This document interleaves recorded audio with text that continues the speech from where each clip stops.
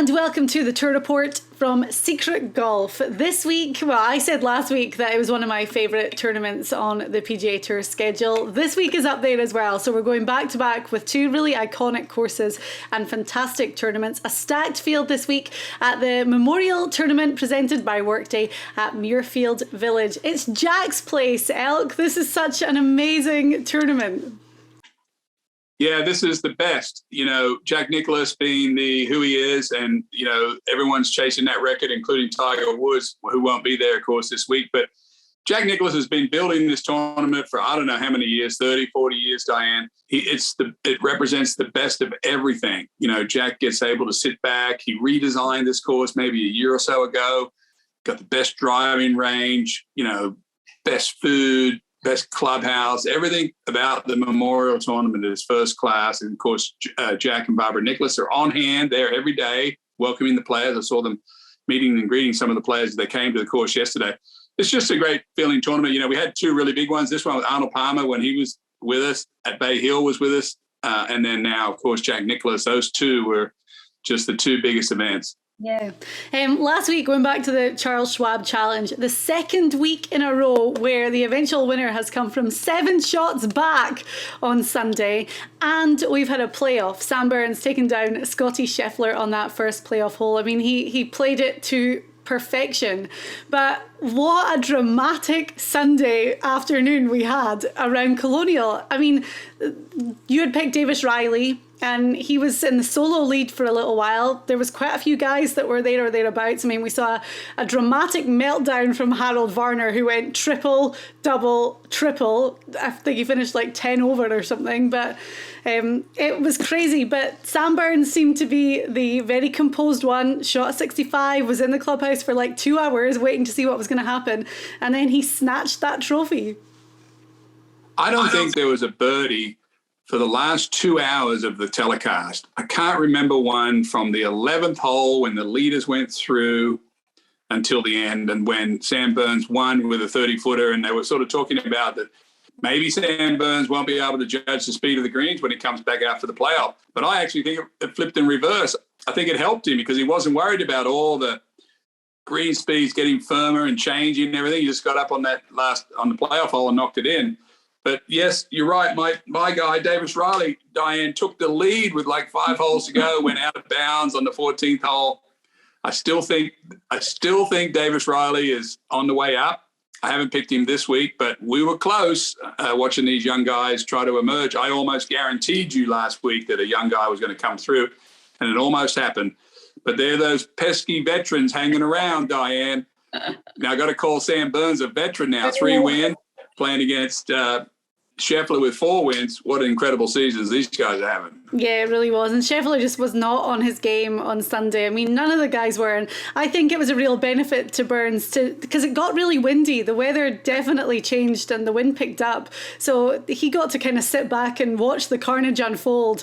He could almost block that out, had this very positive attitude, and then made that huge putt from just off the fringe in the playoff against Sheffler. So that was great to see. And this week for Memorial, it's always a stacked field, you know, and guys want to win this tournament. It's one of these elevated tournaments with a smaller field of only 120, more FedEx Cup points up for grabs. And it's just, you know, Jack Nicklaus being the icon that he is, it's just you want to have that winning handshake from Jack on the 18th on Sunday. Yes, and I hear that it may be a dry week for the first time in years, Diane. Maybe Chief Leatherlips, who I think I probably should tell you that story one more time. Yes. When Jack Nicklaus was building the driving range, there was an Indian burial ground near that area, and they were told by the local community there, do not build the driving range on Chief Leatherlips' gravesite or tomb. Of course, Jack Nicklaus said, well, this is going to be the best spot for this range, so he put it there anyway. And then the tribe put a curse on the tournament. For 40 years, it was going to rain every year. And it's almost happened, Diane, all 40 years, it's almost had a rain out. But this year, it looks like Chief Leatherlips, maybe the curse has run out and we're going to have good weather. I know, but I feel like we've said that before, and I feel like the forecast has looked good, and then there's always this like freak rainstorm that comes out of nowhere. So I think that the curse has definitely reigned true ever since you told me that story. Which, by the way, if it is dry, we'll bring in a little bit different handicapping situation, because a lot of the shorter players, the guys that don't have to fly the ball as far, will get in the game on this tournament. Of course, Jack Nicklaus, when you go to a Jack Nicklaus tournament, Diane, I finished second in this tournament one time. And I hadn't had a very good record at Muirfield, and the only reason I finished second that year was I pretended that I was going to hit every shot like Jack Nicklaus would. I played the practice rounds thinking I'm going to hit a high fade like he would on this hole. I'm going to try to fade all my iron shots into the green. A lot of Jack asks you to do about three things at Muirfield. You've got to drive it really good. He changed the course a year and a half ago, pushed the bunkers further back so they were in play where guys couldn't go over them. He asked you to play pinpoint accuracy with your irons. You've come in across water. You've got greens that are sideways like jelly beans. Of course, he preferred the high fade. Tiger Woods won there a ton. We saw John Rahm last year, Diane, get knocked out of this tournament with COVID with about a 5 or 6 shot lead. Gave it to Cantlay. Cantlay went on to win the FedEx Cup. It all changed around this tournament.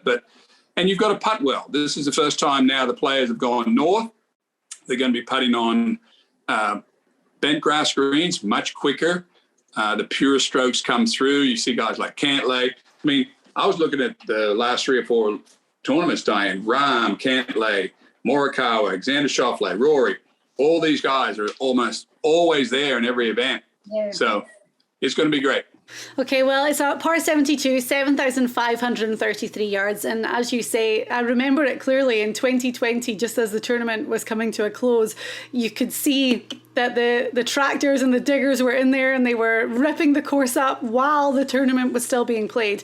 And last year was the first year that the guys played the tournament after the renovations, and it was really met with a lot of praise. As you say, they made the course about 100 yards longer and redid a lot of the bunkers. They regrassed the fairways, the tee boxes, the greens, and I want you to talk about this because the greens at Memorial are always known for being very, very fast, small greens, but they completely recontoured them.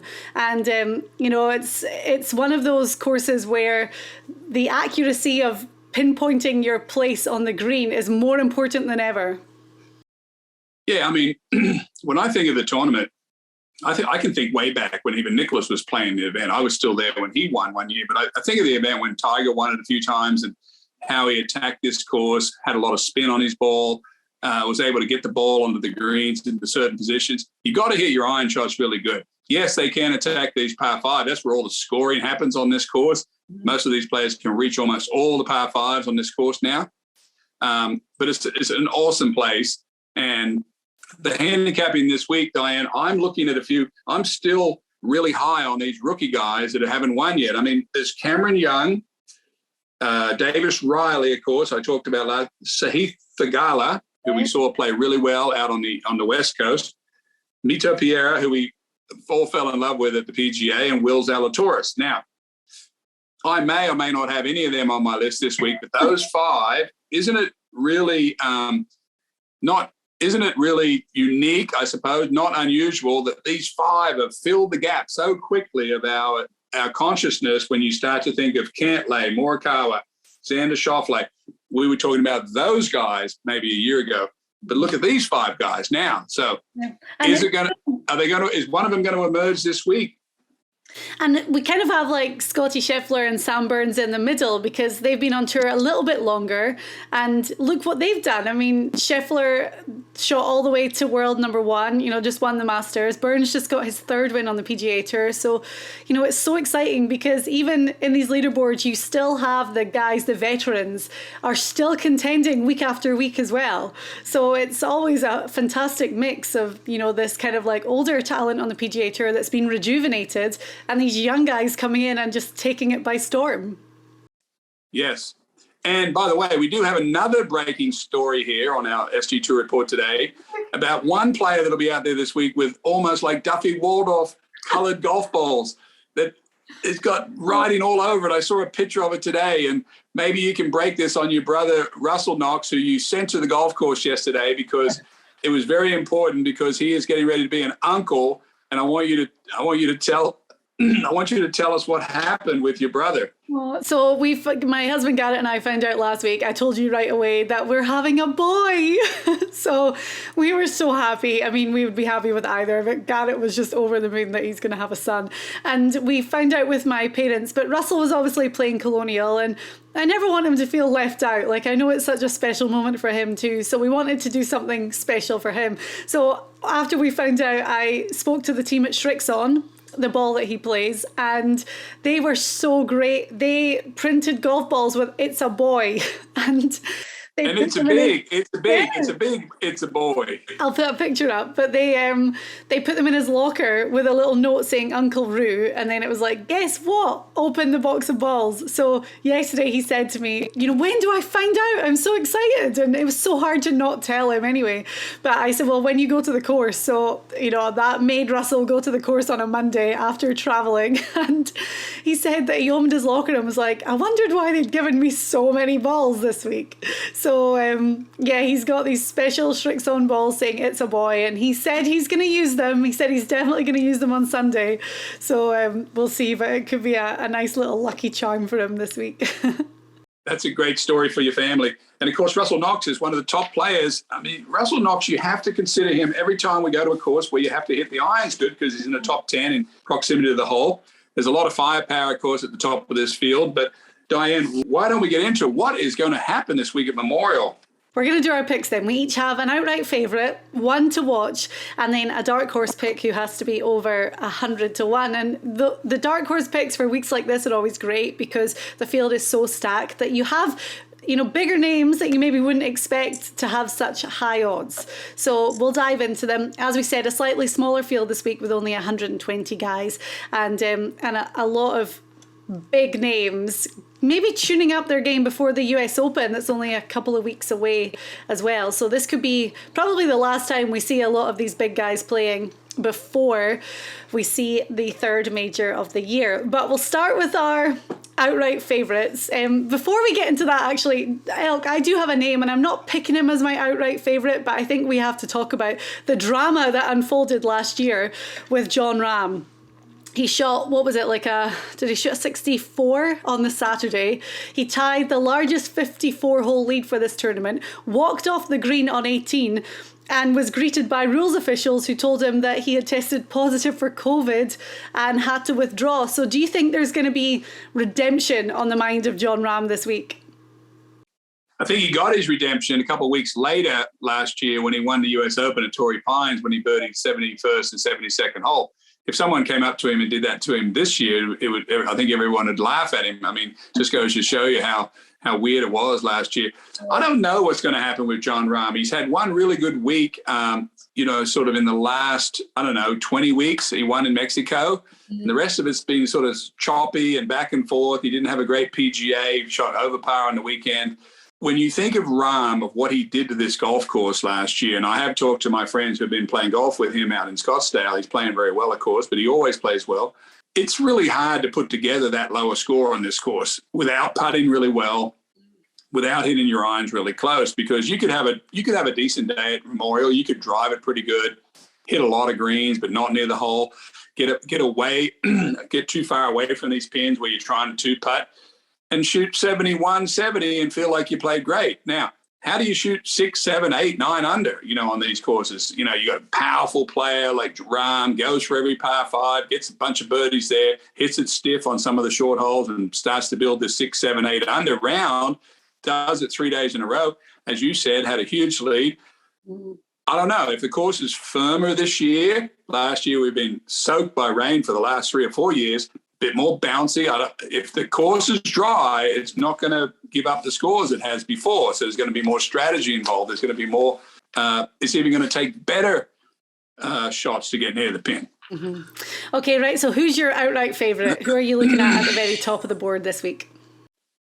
Well, this is such an unusual pick for me, Diane, but I went through all the history of all this. Cameron Young, I still think, he's a northern guy. He grew up in Connecticut. So he's a bent grass guy. And I may be changing my pick right here as I'm speaking to you right now. I may talk myself into Cameron Young, actually, because I was thinking about Patrick Reed. Patrick Reed's had a terrible year, plays really well on this course. Why is that? I'm not sure, but he putts good. He's got a good chipping game. And, you know, he had a good week last week, Patrick Reed did. He been playing the PXG driver, and a lot of guys cannot do it. I mean, some of the LPGA players have been really happy with the driver, but it hasn't gone over to the PGA Tour where guys can really hang their hat on a PXG driver. He went back to I don't know if he went to a TaylorMade. I think he did. Finished top 10 last week. Patrick Reed should play well this week, because once you get that little tweak in your game where you get that confidence with a new driver and then play well, that usually hits the spot. Yeah. But I am changing right at the end here. I'm still going for Cameron Young. I'm calling him the human rubber band, Diane. He takes it back like that and he pauses and then pow. Got the swing is so online. I just can't see Cameron Young playing bad right now. He's hitting it so good. Well, I'm looking at his odds, found him at 40-1, so that's really good for your outright. My outright is a guy who we've been big on for a long time, especially since he finished runner-up in February this year at the Honda Classic. But I'm going with the Irishman, Shane Lowry, at 25-1. I mean, you have to look at the year that he won the Open Championship, 2019. You know, that's always going to be a highlight of his career, but I think he's having his best season. 3 top 10 finishes, finishing a tie for third at the Masters not long ago. And he's had 8 starts on the PGA Tour this calendar year. 6 of them have been top 13 finishes, which is just incredible. And, you know, he's 8th in approach, 11th in putting, so his stats are great. And he finished T6 at Memorial last year. So, you know, familiarity on the course. So I love Shane Lowry. I know 25-1, pretty short odds, but this course could be fantastic for him, and I feel like we're waiting for the win to happen this year. So yeah, I'm big on him this week. Yeah, I like Larry. There's a lot of guys in the top of this field. You know, always the hardest selection for us is who's going to win. You know, we hardly get it right. We hardly get it wrong when we have people to watch, but when you stand to pick who's going to win, it's very hard. Okay, right. Well, one to watch. I'll jump right in with mine because you've already talked about him a lot, but I'm going with Patrick Reed. And it's so great for me to know that I picked him and then you're on him as well, because that almost validates it for me. But as you say, finished top 10, tied for 7th last week. It's only his 2nd top 10 of the season. The other one came in Bermuda, one of these kind of like alternate events. But Muirfield Village is a tough scrambling course, and last week at Colonial he was 4th in scrambling, so I love that part of his game for this week. You know, you talked about the fact that he's changed his driver, tinkered with his equipment. He's always been a great putter, and that's kind of the area where there's still room for improvement, but his putting stats are still good. He finished 10th here in 2020 and 5th in 2021. So knows the course well. You know, Patrick Reed knows how to win. He knows how to play when he's in contention and under that pressure. So I've got a feeling he's going to be there or thereabouts this week. And Patrick Reed, 65-1. So I love that. And he puts good on the fastest, slopiest greens, as he won at Augusta. Yeah. My ones to watch, Diane, I've got a toss-up, but I have picked one this week. One of them is between a member of this course who plays really well on this course, Jason Day. I think Jason Day, I'm not sure what his odds are. You could tell me what. 80-1. I just saw 80-1? Yeah. Mm-hmm. Yeah, he finished 4th here in 2020, lives close by, he's a member of this golf course. I got to think, is he ready to play this course in dry conditions and, you know, knows this course, probably played this tournament 10 or 12 times. There's going to be a little bit of experience needed this week, Diane. If the course is drier, the ball will be going a lot further, which will mean you'll have to hit it straighter. But I'm picking another Aussie, Adam Scott. This is when Adam Scott makes we have a thing on the tour, Diane. We say, no matter who you are, you play 25 events, you play 15, you play 35, you make all your money or 90% of your money in 4 events. Now, that could be 4 wins for a guy like Rory McIlroy or Tiger Woods, or it could be 4 top 10s for an average player or whatever it is. Adam Scott makes most of his money at Memorial. And out of all the money he's going to make this year, most of it's going to be made at Memorial. And he does it every year. So Adam Scott's my pick this week, Diane, 80-1. Of course, we all know how good Adam Scott hits the ball off the tee, drives it. I just think he's got the most experience around this course. Out of all the players that I looked on the board this week, I don't see anyone with more experience than Adam Scott. Okay, and there's a real, spectrum of odds for him, because we found him at 80-1, but he's also at 50-1, 65-1. So the highest price we found was 80-1, and that is brilliant. As you say, Adam Scott and the experience on pretty much every course he tees it up on now. Definitely. Well, Riviera, Memorial, those two. When you have this survivor pool game, you ever played a survivor pool game where you get to pick one player each week, and then that's burnt for the year? So, I was in a survivor pool and I finished way up there one year. I had Adam Scott at Riviera, and I would have had him here, but both those weeks, he completely dominated both those weeks. And Augusta National as well. I mean, he's obviously won the Masters, and he's you see him in contention, at some point pretty much every single year at the Masters. And we know there's a lot of similarities between Muirfield Village and Augusta National. So, all right, I love it. And then we're on to our dark horse picks, and these guys have to be over 100-1, which, obviously we said with the depth of field, you can really find some great names. So I'm going to let you go first. Okay. Go. I saw this man come to this tournament I saw this man come to this tournament with his family yesterday and met Jack and Barbara Nicklaus at the front door. Kevin Streelman, Diane, for some reason, just crushes it at Memorial. And I couldn't believe my eyes when I saw him at 180th-1 this week. Wow. Finished fourth here in 19, 13th in 2021. He's always there. And, when I think of Streelman's game, I looked at his stats. I mean, he's having a decent season, drives it good. But I think maybe because he hits it high, or he knows how to play this course, or plays the fade, or really understands Muirfield Village.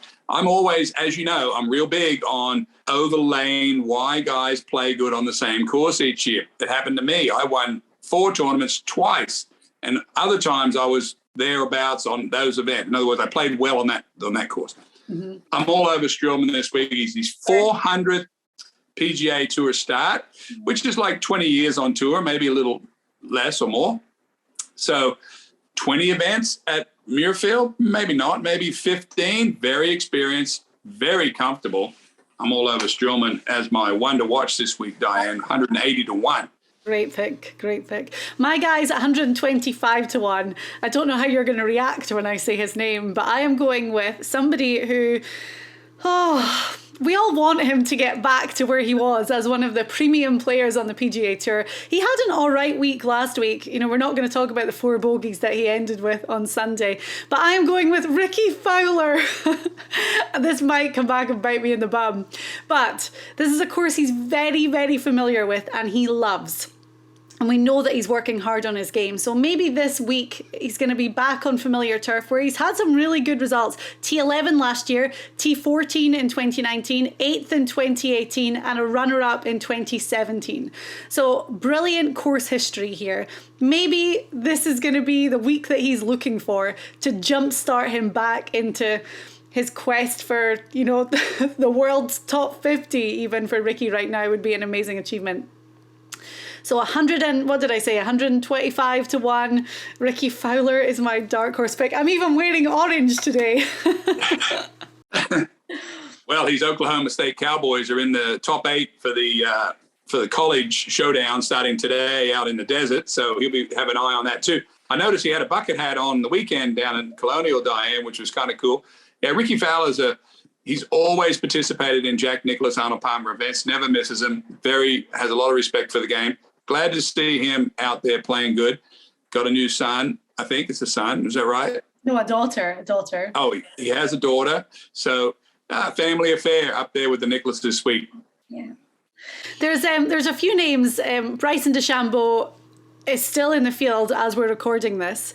Whether he's going to play or not, I don't know. We saw him swinging driver again on Instagram or whatever he was doing the other day. But he's 100-1. past champion of this event. And I was really digging deep into guys who do well here and make cuts pretty much every time they tee it up. Ryan Palmer could be a good bet at 110-1. And then your guy, Pat Perez, who had a brilliant week last week at Colonial and really kind of fell away on Sunday, but we're getting him at 220-1 this week. And Pat Perez has a fantastic cut record here.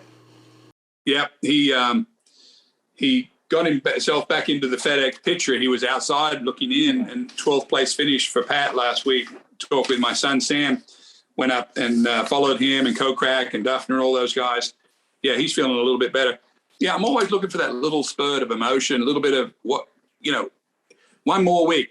By the way, Diane, I think they're going to announce the 48 guys that are playing the LIV today. What are your thoughts on that? And if the tour, I don't think the tour can suspend all of them, because if they did, what would that do to their next event that they were going to play on the PGA Tour? It would knock out our own product. So What are your thoughts on the LIV announcement today? And will there be any big surprises? There was talks of it being last week at Colonial on Friday, and if the tour are really serious about banning these guys, when the field came out, what were they going to do halfway through the tournament? Disqualify the guys that have already committed? I was having a really heated discussion with someone about this the other day, because there's so many rumours around guys that are going to go, and Richard Bland, who plays the DP World Tour, Englishman, who's 49 years old and has over the last year really been playing his best golf. But is Richard Bland ever going to win a major? Is he going to win on the PGA Tour? Probably not, right? Might he win on the DP World Tour? Yeah, maybe the chances are better for him there. But he has openly said that he is going for the money, because he's not going to have those chances in his career, bearing in mind that he's almost 50 years old. And even though he's playing probably the best golf of his life, is he going to get to that point? No, there's not really the time for him. So he's made it perfectly obvious that that's why he's going, for his family, and he's going to make all this money. He's been super transparent about it. I hate when you see the guys doing interviews now, like Lee Westwood and whatever, and that's the issue that they dance around. They're not talking about the money. They're talking about growing the game and everything. All the other sports go to Saudi and have Saudi money. So why shouldn't golf do it? And I'm like, talk about the real reason why you're doing this. Be open with us, because it's glaringly obvious. Yeah, it's going to be interesting to see what the 48 players that have signed up for this event. I mean, I think we will see maybe a couple of surprises. Will Ricky Fowler be on that list? Will DeChambeau be on that list? We know Phil Mickelson will be on it. And will that be his first week back? I guess the question is, you can't hate all 48, or can you? Can the press jump on and hate each one of them equally? Or are they going to, keep bashing them until it's over with? I don't know, Diane. We'll have to see what the 48 players say, and there'll be a lot of talk about that today. I was speaking to some of my friends on tour. They know it's coming. They know most of the guys that are on it, but they do expect some big surprises today. Yeah, I think that we are going to, and I hope we do have surprises, because I don't think there's anything wrong with a little bit of healthy competition for the PGA Tour, but am I really going to say, woohoo, I'm so excited about watching the LIV with Ian Poulter and Lee Westwood and Graham McDowell and Richard Bland? No, that's not exciting to me at all. So in some ways, to make it a little bit more interesting, you kind of want to be shocked a bit and see some of the names moving across. But it's, I just have a feeling it's going to be a massive anticlimax, because we've been talking about this now for a year, and it's ramped up 1 week and it's all anyone's talking about, and then it falls, and then it's ramped up again. Right now we're all excited, what's going to happen, and then it falls flat again. So I don't know, I don't have mega high hopes, but I am so intrigued, and I'll be refreshing Twitter all day to see what the news is. My last thought on the LIV, Diane, I think this tournament is going to happen. There's 48 players will play this first event. And like I said, I think the tour is in a very unusual position where they won't be able to suspend all of their members. Let's say, for example, 35 of them.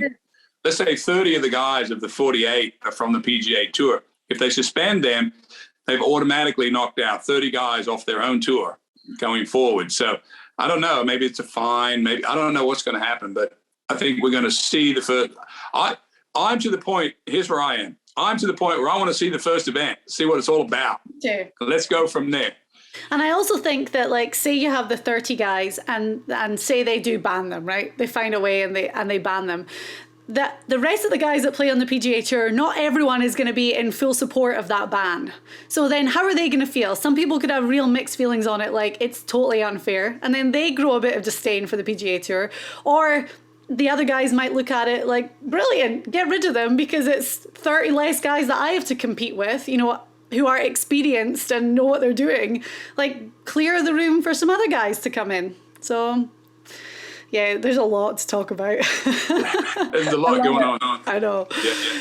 Yes, good. And by the way, do you have a review on the new Top Gun movie too while we're there? No, I watched the old one last night. Okay. You don't have a review on the new one yet. No, but everyone... But that's just as important, I think, at this point. Everyone's told me that everyone, and I mean like every comment I got and reply, has said that it's as good as, if not better than the original. And I'm like, how? How can it live up to that hype? So I don't know.